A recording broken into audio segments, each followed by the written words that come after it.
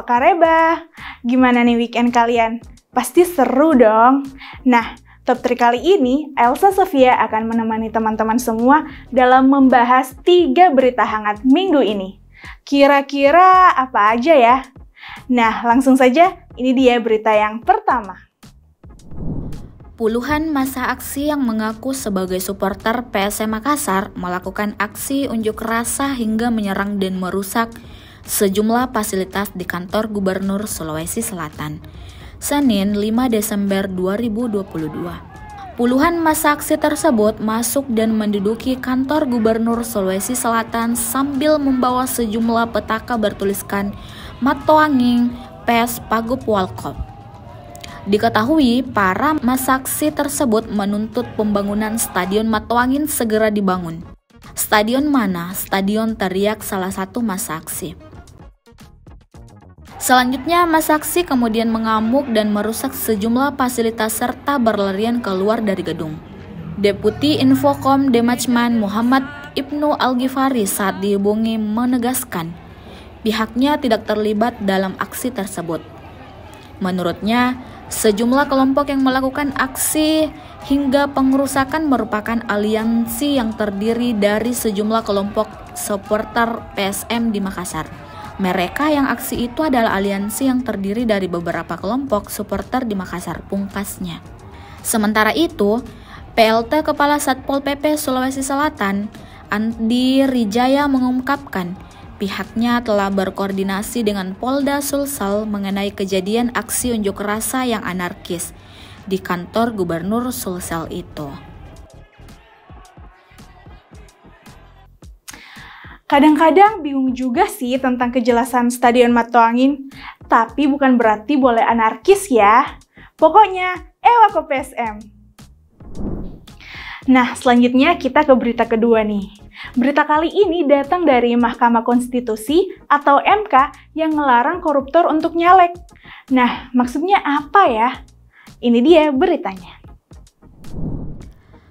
Mahkamah Konstitusi atau MK menerbitkan aturan terkait larangan ex-narapidana korupsi atau koruptor maju pada pemilihan legislatif atau Pileg 2024. Kebijakan ini diambil karena MK ingin mengembalikan makna esensial dari pemilihan, yakni menghasilkan orang-orang yang memiliki kualitas dan integritas untuk menjadi pejabat publik.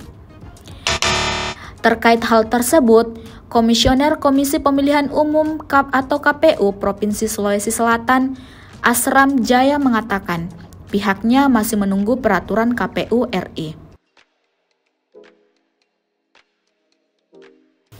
Nantinya calon legislatif yang memiliki rekam jejak kejahatan tindak pidana korupsi akan dilarang ikut dalam pemilihan selama 5 tahun. Cuma 5 tahun ya? Gimana nih menurut teman-teman soal aturan ini? Nah, komen di bawah ya. Nah, sekarang kita masuk ke berita yang terakhir. Penasaran tentang beritanya? Ini dia. Aliansi Masyarakat Anti Korupsi Sulawesi Selatan atau MARS memperingati Hari Anti Korupsi Sedunia dengan menggelar aksi Art Seni Melawan Korupsi di bawah Jembatan Layang Flyover Makassar, Kamis 8 Desember 2022. Aksi Hari Anti Korupsi Sedunia tersebut diperingati dengan menampilkan 10 pelukis yang menumpahkan kritiknya melalui simbol gambar lukisan. Peneliti Lembaga ACC Sulawesi Selatan, Hamka, mengatakan aksi peringatan Hari Anti Korupsi Sedunia di Makassar kali ini mengangkat 3 isu, yakni penegakan hukum, demokrasi, dan anti korupsi. Hamka menjelaskan isu penegakan hukum disuarakan mengingat masih banyaknya kasus-kasus korupsi yang belum terselesaikan.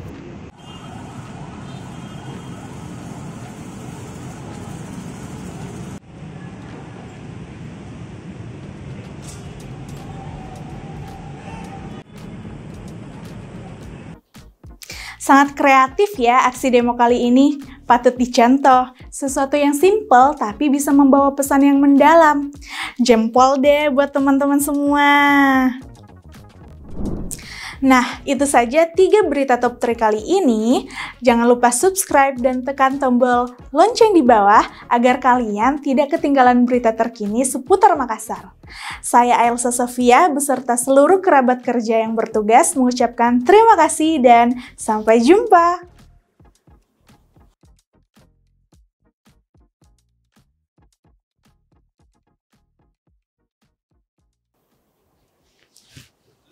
Dari 5 tahun jadi koruptor.